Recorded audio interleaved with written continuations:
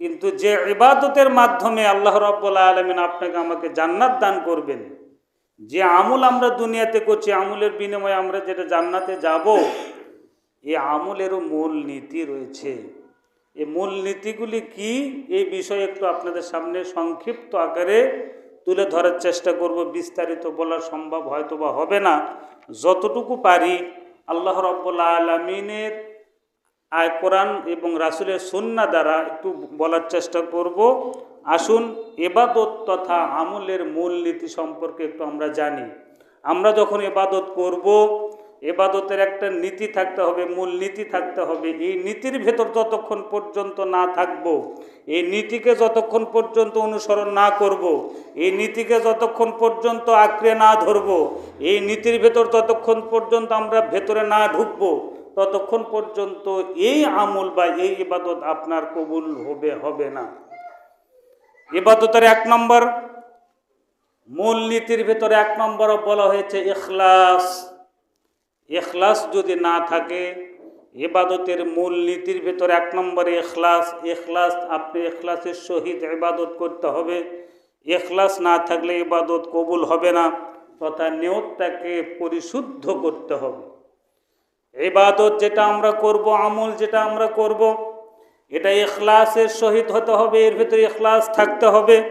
আর যে নিয়তে আমরা করব, সেই নিয়ত, তার মানে এই নিয়তটাকে পরিশুদ্ধ করতে হবে, শুদ্ধ নিয়ত থাকতে হবে। এই নিয়তের গড় মিল থাকা যাবে না। এই প্রসঙ্গে আল্লাহ রাব্বুল আলামিন বলছেন, ওয়ামা উমিরু ইল্লা লিয়াবুদুল্লাহ মুখলিসিনা লাহুদ্দিন। আল্লাহ রাব্বুল আলামিন বলছেন, তাদেরকে আদেশ করা হয় ইল্লা লিয়াবুদুল্লাহ, তারা একমাত্র আল্লাহর ইবাদত করবে। মুখলিসিন, ইখলাসের সহিত। যে ইবাদতের ভেতরে ইখলাস থাকবে না, ওই ইবাদত কখনো পরিপূর্ণতা আসবে না।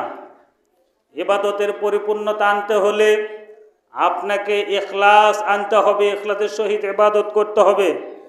মুখলিসিন আলাহুদ্দিন, এবং যে বিধান রয়েছে বিধানের ভেতর বিধান নিয়ে আপনাকে ইখলাসের সহিত আমল করতে হবে। যে আমলের নির্দেশ আল্লাহ রাব্বুল আলামিন আপনাকে আমাকে দিয়েছেন, তাতে হোক না সালাত, হোক না সিয়াম, হোক না আপনার যাকাত, হোক না আপনার তাসবিহ তাহলিল কোরআন তেলাওয়াত, যে ইবাদতই করবেন, ইবাদতের বিনিময়ে যে আমরা জান্নাতে যাব, যে ইবাদত আপনি করব, এই ইবাদতের ভেতরে ইখলাস থাকতে হবে।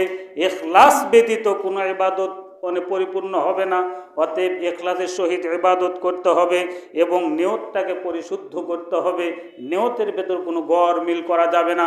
আমি মানুষকে দেখানোর জন্য সালাত আদায় করছি এমনটি নয়, মসজিদে না আসলে সমাজের মানুষ খারাপ বলবে এমনটি নয়। একমাত্র লিল্লাহিয়াত, আল্লাহর জন্য। প্রত্যেকটা কর্মই যেন আল্লাহর জন্যই হয়ে থাকে এবং এর বিনিময়ে যেন আল্লাহ আমাকে কিছু দেন। এই বিষয়ে আরও আলোচনা করা যাবে ইনশাল্লাহ পরবর্তীতে।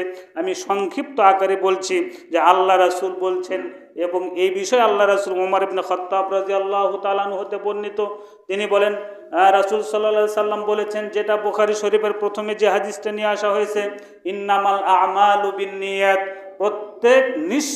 প্রত্যেক কাজ নির্ভর করে নিয়তের ওপর।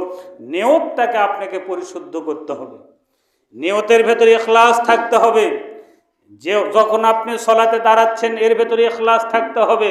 আমি ইবাদত করছি একমাত্র আল্লাহর জন্য, আমি যে এই মসজিদে এসেছি আল্লাহর জন্য।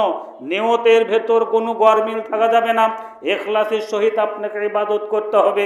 আর ইবাদত যেটা আমরা করব একমাত্র আল্লাহর জন্যই, এর বাইরে যাওয়া যাবে না। যদি আমরা এর বাইরে যাই, আল্লাহর সঙ্গে শরীক যখন করব, তখন ইবাদত আর টিকবে না। আপনার নিয়ত খুলুসিয়ত হয়ে গেল, আপনি ভালো একটা কাজ করতে যাচ্ছেন, আপনি তাওয়াক্কাল আলাল্লাহ, আল্লাহর উপর তাওয়াক্কাল করে আপনি ভালো কাজের জন্য বের হবেন।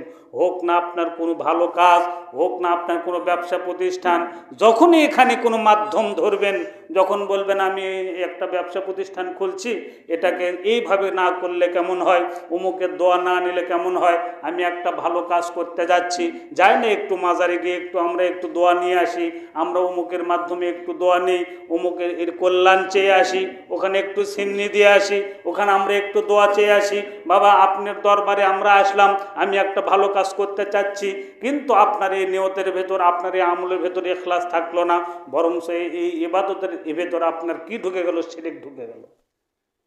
অতএব নিয়তের ওপর নির্ভর করে আপনার আমল, আর যে আমল আমরা করব সে আমলের ইখলাস থাকতে হবে। অতএব ইখলাস ব্যতীত কখনো আমল পরিশুদ্ধ হবে না, আমল গ্রহণীয় হবে না। আসুন আল্লাহ রাব্বুল আলামিন আমাদের প্রত্যেক আমলটাকে ইখলাসের সহিত আদায় করার তৌফিক দান করুন। আল্লাহুম্মা আমিন।